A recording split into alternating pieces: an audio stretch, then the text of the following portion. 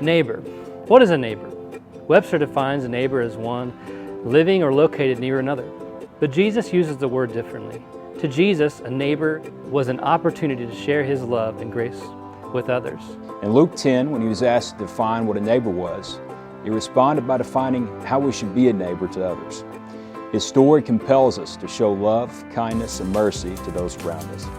This is important to Jesus.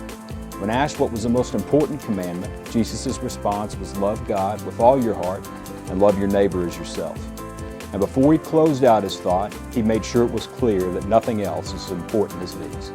His command to love your neighbor is extremely important, and this is why we have formed the Love Your Neighbor program. We have big dreams to help meet the needs of communities in Northwest Arkansas, but we know that every great thing has humble beginnings. When asking people around here what the greatest need was, we overwhelmingly heard about how many children and families regularly go without food.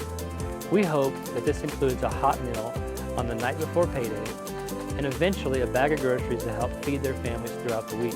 One of our main goals is to be consistent in one location until we can expand to add other teams in other locations. We've been researching different areas to focus on and have narrowed it down to a single small apartment complex within walking distance from our front door. We hope and pray that we can be great neighbors to this complex.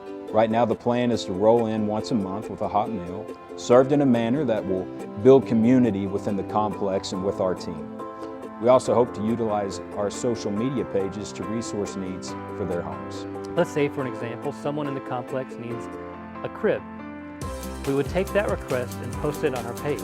If someone that follows our page sees the request and donates the item, we could give it to the family the next time we visit. Can you imagine what a difference that could make for a neighborhood? We can, and we hope you can. If this sounds like something you'd be interested in, simply like our page and consider following the instructions on how to give to the Love Your Neighbor program.